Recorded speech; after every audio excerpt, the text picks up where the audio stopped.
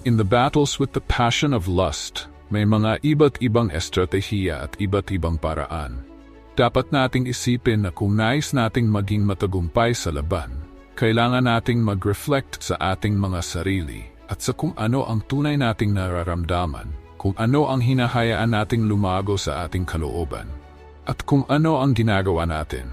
Maraming beses, ini-excuse ng tao ang kanilang lust, ang kanilang passion, sa pamamagitan ng pag-blame.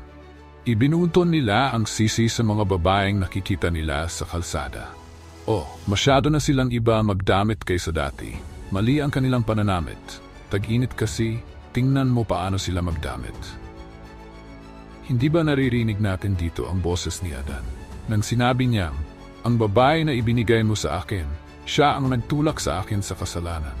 Kailangan nating tanggapin ang responsibilidad para sa ating lust, para sa ating passion, para sa mga bagay na ginagawa natin. Hindi tayo pwedeng mag-blame ng iba. Kapag tayo ay nangungumpisal, sinasabihan tayong huwag ikumpisal ang kasalanan ng iba. Lagi nating kinukumpisal ang ating sariling kasalanan. Anong klaseng kumpisal ito kapag sinabi natin pero kasalanan nila, tingnan mo paano sila magdamit? At tanungin natin ang ating mga sarili, kung ang aking ina, kapatid o anak na babae ay magdamit ng ganito, ito ba ay magdudulot ng parehong reaksyon sa akin? Sana ang karamihan ay sumagot. Siyempre hindi. Bakit?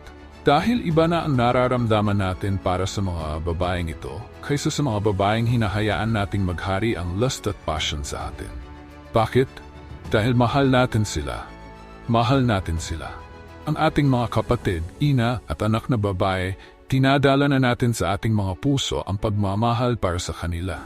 Ngunit kapag hinahayaan nating manaygang lust para sa ibang tao, isang estranhero man o kakilala, ito ay dahil sa kakulangan ng pagmamahal sa ating mga puso. Dapat nating kilalanin na ito ay isang kakulangan ng pagmamahal upang gawing isang bagay na kaligayahan ang isang tao sa pamamagitan ng ating lust. At kailangan nating magsisi para rito. Kilalanin na ang ating mga puso ay walang pagmamahal. Kailangan nating baguhin kung paano tayo nakakaramdam, kung paano natin tinitingnan ng ibang tao. Ito ba ay pagmamahal na hinahayaan nating lumago sa ating loob? Ito ba ay ang pagmamahal ni Kristo? O may iba pa tayong pinapalaki sa ating mga puso? Pinapakain ba natin ang lust at passion na ito? Sa panahon ngayon, marami sa mga kabataan ang nakakaramdam na sila ay natatrap ng pornographiya. Sobrang accessible nito. At ang pornographiya, gaya ng sinasabi ng ilang recent na ama, ay ang iconography ng demonyo. Ito ay ang iconography ng demonyo. Ito ay masama at nagpapalakas ng kasamaan sa loob natin. Pinapalakas nito ang passions, pinapalakas nito ang lust. Pinabawasan nito ang lahat ng kababaihan sa ating isip at puso. At ginagawa silang isang bagay lamang na nagpapasaya sa ating nararamdaman. Pinabawasan nito ang mga kababaihan sa ganitong paraan. Mga taong ginawa sa imahe ng Diyos ay ibinababa sa pagiging isang bagay na magbibigay kasiyahan sa ating mga hangarin. Muli, ito ay masama. Sinabi ni Saint Isaac the Syrian sa atin, ang hindi kusang loob na iniiwasan ang mga mapagkukunan ng tukso ay hindi maiiwasang maging alipin ng kasalanan at mahuhulog sa mga kamay ng kasalanan. Sinabi niya, kaya't tingnan natin ang sinasabi ni Saint Isaac.